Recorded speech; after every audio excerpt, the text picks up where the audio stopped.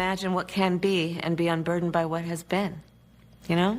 What can be unburdened by what has been. What can be unburdened by what has been. What can be unburdened by what has been. What can be unburdened by what has been. What we can see, what we believe can be unburdened by what has been. What can be unburdened by what has been. What can be unburdened by what has been. What can be unburdened by what has been. What can be unburdened by what has been. Who we can be unburdened by who we have been. What can be unburdened by what has been. Where we can be unburdened by where we have been and unburdened by where we are right now. What can be unburdened by what has been. What can be unburdened by what has been. What can be unburdened by what has been. What could be unburdened by what had been. What can be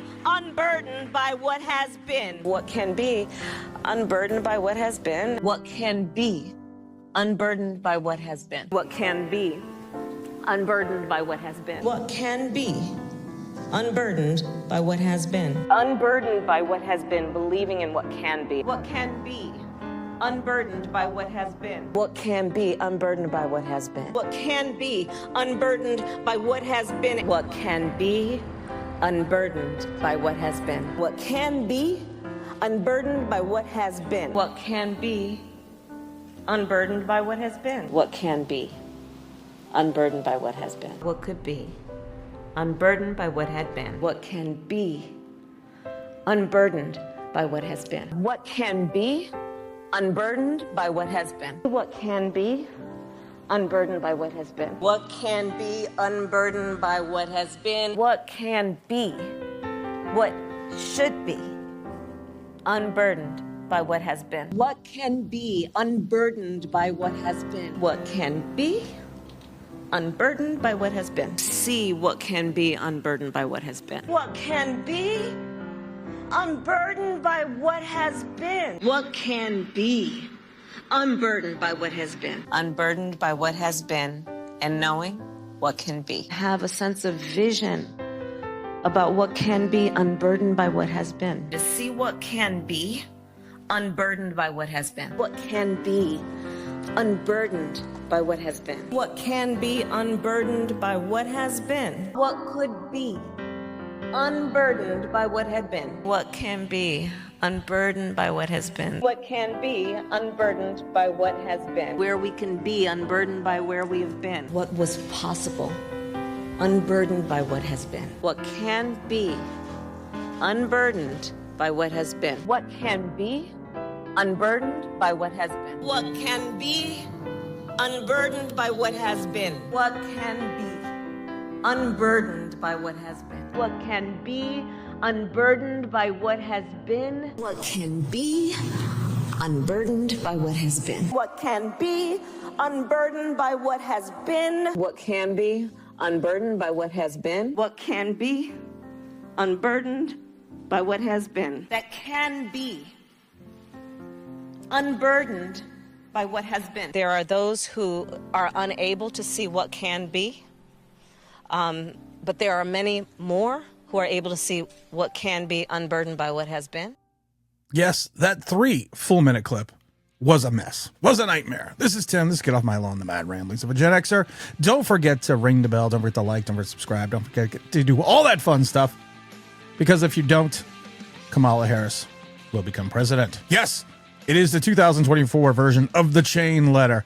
You listen to her speak. And the fear is that this person, I'll say it, this idiot, could potentially become president of the United States. Because you always have that segment of voters out there that will vote Democrat no matter what. Hell, they elected a corpse. Weekend at Bernie's. We all thought that was a joke. We all thought it wasn't possible. We thought it was just to give Andrew McCarthy a job after he fell out of the brat pack. But no, it was real life. And Kamala Harris was one of the people pulling the strings in this. Well, pulling the strings. That is a very broad term, because I have a difficult time thinking she can tie her own shoes. Really, because you listen to that first 4 full minutes, and you think this could be the person that's working with Putin. This could be the person that is doing all these things that we need her to do to help lead this country into the 21st, or we're already in the 21st century, but lead this country and lead this country. Hold on. I have to send a text message. That's the great thing about being live. You have to send text messages at times, but this is the same person who is going to be leading the way for America. This is the person that was in charge of the border, and we have 8-9 million people streaming into this country, wreaking havoc, not only on the economy, but the general welfare and being of our own citizens. This is the same person that you may not you may not have been aware of this. She was responsible for voting rights. You want to know why you probably don't know it? Because she never did anything about it. This is also the same person that spearheaded the charge in reference to abortion and Roe v. Wade being overturned. Even though Ruth Bader Ginsburg, the Democrat poster child for the right way to be an American, came out and said that before she passed away, it was an overreach by the courts, that the decision was not correct, that it should be with the states, that they should never even have taken it up. They should never even have gone the direction they did, and overturning it was the right thing to do, or would be the right thing to do. But don't worry, Kamala's in charge. And it's the new Kamala makeover that's scaring me. Because you already see it in the press, you already see it in certain segments of the liberal media. She's freaking Gandhi, Mother Teresa, and Winston Churchill all rolled up into one. She can't speak to people on an adult level. She talks to people like they're children. I can't wait to see her give a press conference where she actually has to answer questions that aren't scripted. We saw how well that goes with Joe Biden. But it's that mind, it's that process that I think that she just is so empty-headed that you have these Democrats salivating again because they already had the corpse for 3.5 years. And once again, if you need to drop out of the race because of the fact that your mental acuity probably is not there, you need to stop being president. And it's bad enough that we're going to have President Kamala. We're not going to have President Kamala. It's going to be President Trump. Because people need to fear this. Imagine her running our foreign policy. Imagine her speaking to world leaders. I mean, I know people in countries all over the world. And I speak to them, now and then. I speak to some of them daily. And I'll tell you right now, they're more concerned about a President Kamala than they were ever concerned about a President Trump. The world is already in chaos now. Imagine the world in chaos with Kamala behind the wheel. Because you think that Biden had no say in anything. It's going to be another puppet regime for the Obamas. And I'm not trying to be a conspiracy theorist. I'm not sitting here trying to tell you that this is going to go in a direction where, it's a puppet regime. It's a banana republic. It's a dictatorship, which it is. But you need to be mindful of that. You need to be fearful of that because Democrats always speak to how they are the party of law, how they are going to save democracy.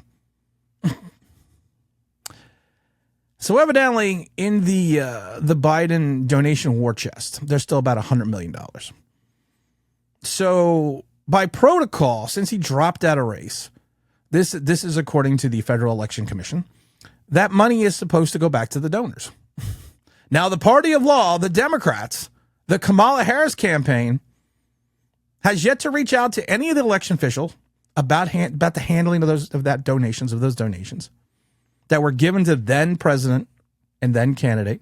Yeah, I know I'm speaking in the past tense, but then candidate Joe Biden, since he dropped out of the race. But no, they just kind of took the money.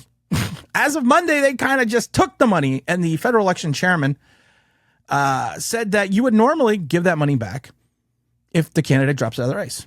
He basically said that doesn't mean to say that's what's happening here. It seems like instead what the Democrats are going to do is take the money and run, give it to the Harris campaign, not bother to give the FEC guidance, and just deal with the consequences after the election. Now, he also went on to say candidates can have the FEC conduct an expedited review within 20 days and give the thumbs up and thumbs down from the agency about whether to keep certain financial donations. And he basically says it looks like they're about to spend that money and deal with the enforcement matters of law later. Now, this is, again, this is the party of law. This is the party of protecting democracy. Key statement. They look like it's about to spend all the money and deal with the enforcement matters of law later. But don't worry, these are the people that are for you. These are the people that want to make your life better, even though the majority of the time they make the lives of illegal immigrants better. The majority of the time they make the lives of non-citizens better. The majority of the time they make the lives of people not in this country better. You have to deal with inflation. You have to deal with the rising cost of rent. You have to deal with the rising cost of food. You have to deal with the rising cost of gas. You have to deal with the rising cost of electricity and natural gas and propane. You're the one that has to deal with the rising cost of auto insurance. You're the ones that have to deal with all the rising costs and all the inflation, because the inflation numbers never tell the whole truth. They talk about the rate of inflation most of the time, and it's a skewed number with the inflation rate. And you have to remember, just because, let's say inflation's at 5.5%. That's at 5.5%. It's gone down from its high. But the prices haven't. And then you have shrinkflation, which is everything's getting smaller, but you're paying more for it. That hasn't gone away either. So if the inflation rate at one point in time was at 7, and that's the rate of inflation, not the inflation rate, but prices don't go down, has inflation really gone down? Has it? No. And so now you have the liberal media turning around and basically making Kamala Harris be a saint. She's a saint. She's the every woman. Does every woman sleep with her boss to get a job? Not looking at you, Willie Brown. Does every woman go out and date Montel Williams? Would have been better if she dated Montel Jordan. This is how we do it. Would have had more respect for that. Is this the every woman that is, you put away hundreds and thousands of minorities for drug-related crimes and then comes out and jokingly talks about smoking pot, listening to Tupac, even though the songs hadn't even come out yet? For years?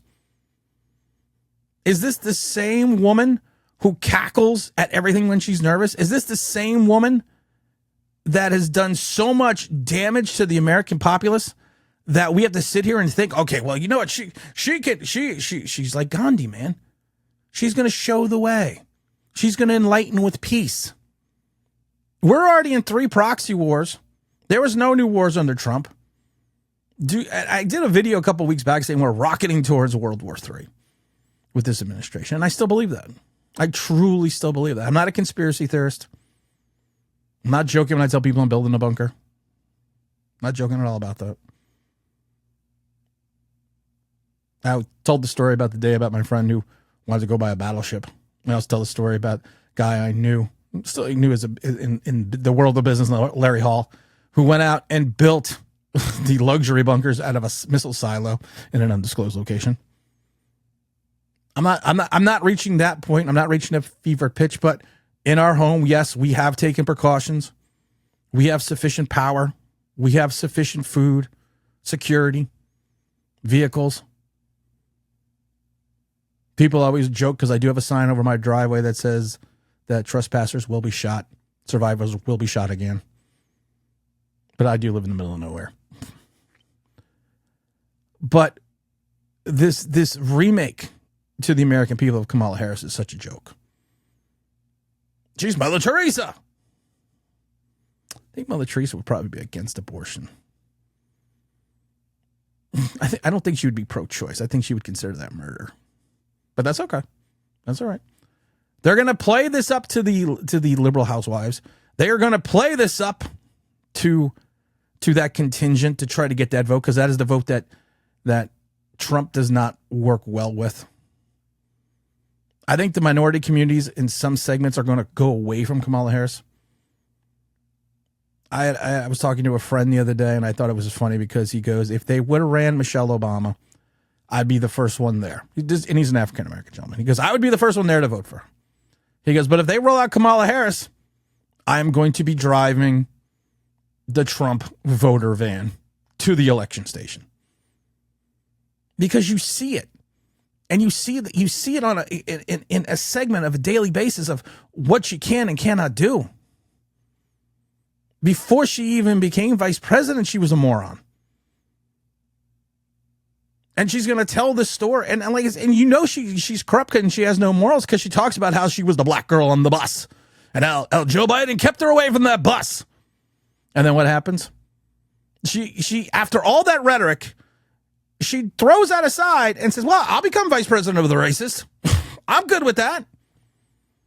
Her own family, her own father came out and said that she's playing up race politics during that election cycle. But we're supposed to believe that she is going to be so much different than what she was. Because what she was is what she is. It hasn't changed. It is going to be the perception that the media is going to dictate to us is going to be what she is, what they perceive they want us to think she is. I still think she's a vaptuous person who has no thoughts of her own, who talks to people like they're children. And then she talks. She did that thing about space. She's talking about a bunch of 12 and 13-year-olds. It's about space, and she's talking to them like they're 5.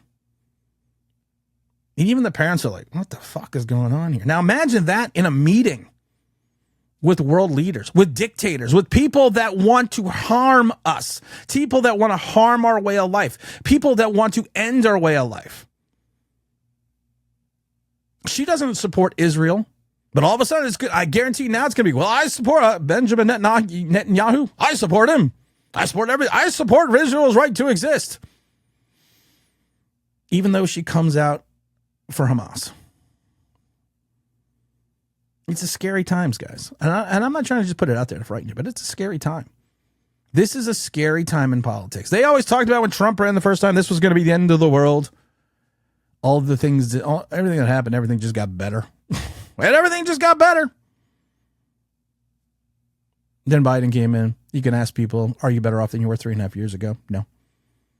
401ks were at record high under Trump. Even dealing with the pandemic that Biden likes to take credit for destroying.